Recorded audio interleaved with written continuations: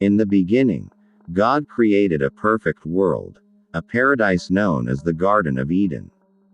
Here, Adam and Eve lived in harmony with all of creation, walking with God Himself.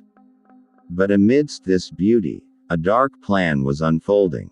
The Bible speaks of Satan, the great deceiver, who took on the form of a serpent.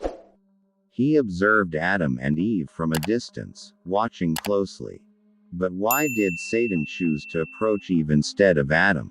Was it simply by chance, or was there a deeper reason behind his choice? The Bible tells us that the serpent was more cunning than any of the other creatures in the garden. Satan knew that to disrupt God's perfect creation, he needed to be strategic. He needed to take a different approach. And so, his attention turned toward Eve. As Eve admired the beauty of the garden, especially the tree of knowledge of good and evil, the serpent slithered closer. With a sly tone, he asked her a simple yet cunning question. Did God really say you must not eat from any tree in the garden? Satan's first move was to question God's words, but why target Eve? Some believe it was because Eve was created after Adam and had not heard God's command directly from his mouth. Instead, she received the instruction secondhand from Adam, making her more vulnerable to doubt.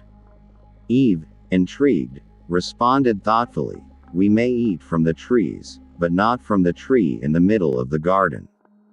God said we must not touch or eat it, or we will die." Satan had planted a seed of doubt in Eve's mind. His strategy was to twist the truth and make her question God's warning.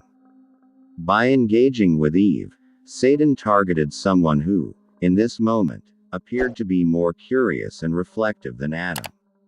It wasn't about weakness, it was about the way he chose to approach. Adam, meanwhile, was nearby, tending to the garden, seemingly unaware of the conversation. Yet Satan chose Eve. He knew that Eve's openness to dialogue and her natural desire to understand more would work in his favor. The serpent continued, now with persuasive intensity, "You will not surely die. God knows that when you eat from it, your eyes will be opened, and you will be like God, knowing good and evil." Eve, hearing this, looked at the fruit once more.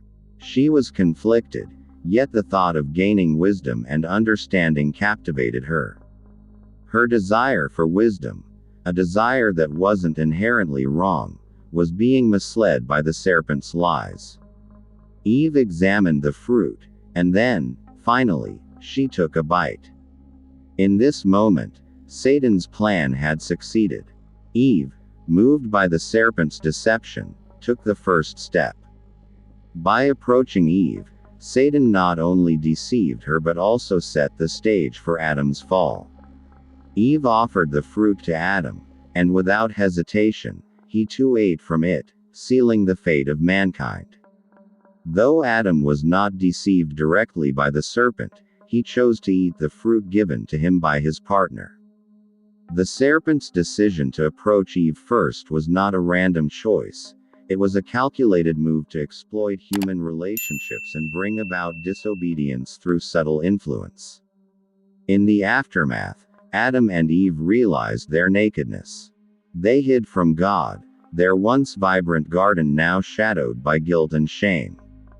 This is not a story about who was weaker or stronger. Rather, it reveals how cunning Satan's tactics were. He understood human nature, the power of influence, curiosity, and the desire for more. So, why did Satan approach Eve instead of Adam? Because he knew that to disrupt God's creation, he had to twist the truth in a way that would resonate deeply, not through direct confrontation, but through subtle deception, curiosity, and influence. And thus, the serpent retreated, satisfied with his success, as Adam and Eve walked away from the paradise they once knew.